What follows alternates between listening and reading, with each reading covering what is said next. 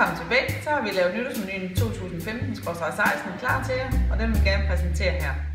Vi starter med vores nytårssnacks til dronningens nytårstale. Og først der har vi en thai-beef, som er oksefilet, der er marineret i soja og ingefær. Så har vi en artiskok-dip med ristet chorizo. Og til sidst er der lidt chips med aioli.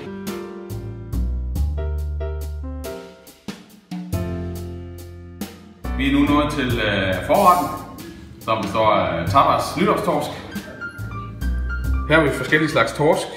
Her er det en torske terrine. Så er der en rødbedegelé. En urterulle med spicy torsk.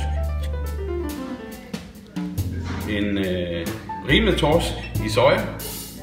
Syltet skalotløg. Kørvel. Så er der bagt torsk med sennepscreme og serrano crumble. Her har vi den ovnbagte torsk. Den skal have cirka 10 minutter ved 180 grader forvarmet ovn. Og den kan man lige sætte i ovnen, mens man anretter de kolde ting.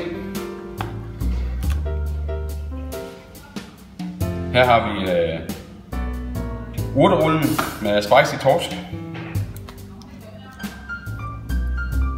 Så har vi den rimede torsk med syltet skalotløg.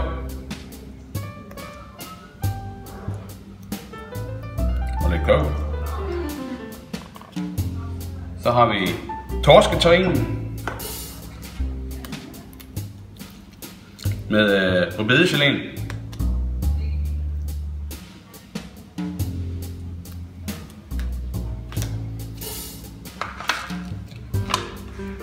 Nu er torsken kommet ud af ovnen, så den kan man lige placere her med sennepscreme.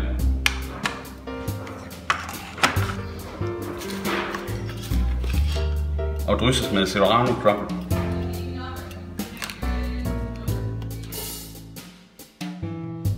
Til forretten er der brød og fetacreme. Sådan er forretten klar. God appetit! Vi er nu nået til mellemretten, en hyldest til guleroden. Her har vi paddebygsoktorn, gulerodsstrimler og en gulerodssalsa og en citrusmarinade, som vi marinerer gulerodsstrimlerne i. Nu tager vi gulerødderne op i en skål. Så har vi vores citrusmarinade.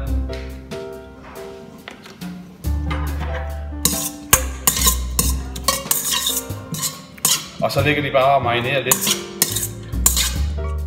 i 2-3 minutter. Paddebygsoktorn har vi lunet i en gryde. Den skal bare lige op og koge. Man kan lige tilsætte en halv deciliter vand per 4 kuverter. Og så skal der bare op og have temperaturen. Så er den klar. Vi vil nu anret. Vi har valgt lige at demonstrere 2 varianter. Et i glas, det kan også være et almindeligt vandglas, og så en i en skål eller en dyb tallerken.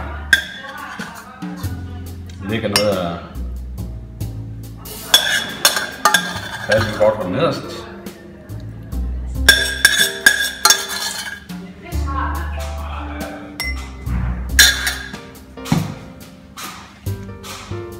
Så tager vi gulerodssalsaen og lige topper med.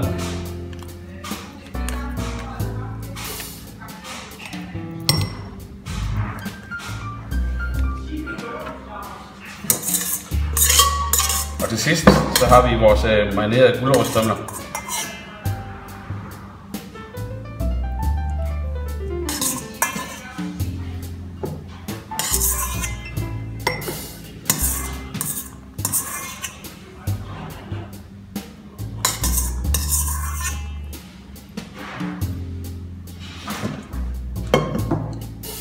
Og så er retterne klar. Velbekomme. Så er vi nået til hovedretten, Nordbæk møder Asien med ko og kalv. Her er tingene til hovedretten. Herude er der den orientalske kartoffel med krydderurter. Her er der en pastinak-puré. Her er den der piment-sauce, peberrød pebersauce. Her er en svampesauté med fennikel.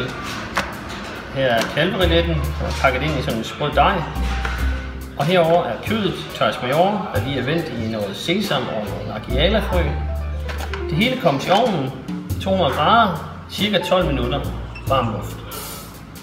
Bagefter lader man kødet trække, mens de andre ting står i ovnen, tager kødet ud og lader det trække 5-10 minutter. Så er du klar til at anrette. Så har jeg varmet det hele, og så vil jeg til at anrette det her. Den asiatiske kartoffel.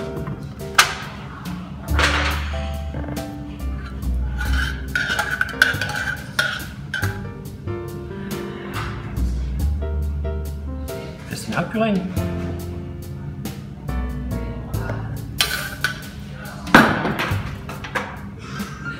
Kødet. Man kan eventuelt vælge at skære kødet ud, hvis man synes, nu lægger jeg den helt på.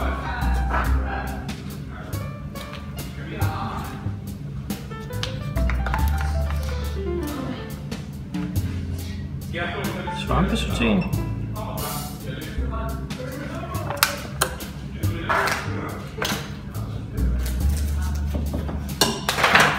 Og den sprøde pakke, som jeg lige har delt en gang på midten her.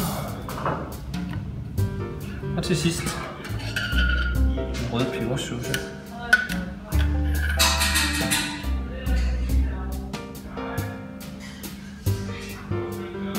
Velkommen.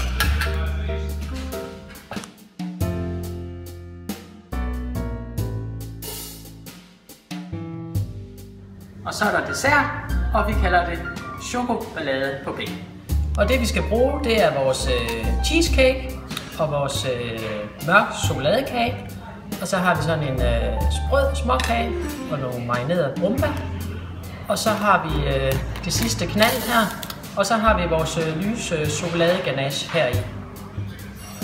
Og man kan starte med at vende denne her ud, og man kan til fordel sætte den i fryseren en times tid før man anretter. Så kan man lige stikke en kniv ned her rundt og lige at løsne lidt. Og lægge den der. Så har vi vores chokoladekage her. Og nu må vi jo godt lave ballade jo, så må vi jo godt smuldre og ødelægge det hele her. Det skal være lidt festligt. Så har vi vores chokoladeganache. Nu har jeg puttet den i en sprøjtepose. Hvis man ikke har en sprøjtepose hjemme, kan man jo bare lige lave hul i en frysepose eller et eller andet. Så lægger man lige sine brumbær her. 3-4 stykker. Og så har man sin småkage her. Det må man nok godt ødelægge lidt. Sådan. Og så har vi det sidste, årets sidste knald. Så, velbekomme. Og til champagnen, der har vi jo Lones kransekage med nougat. Så er der kun tilbage at sige, godt nytår!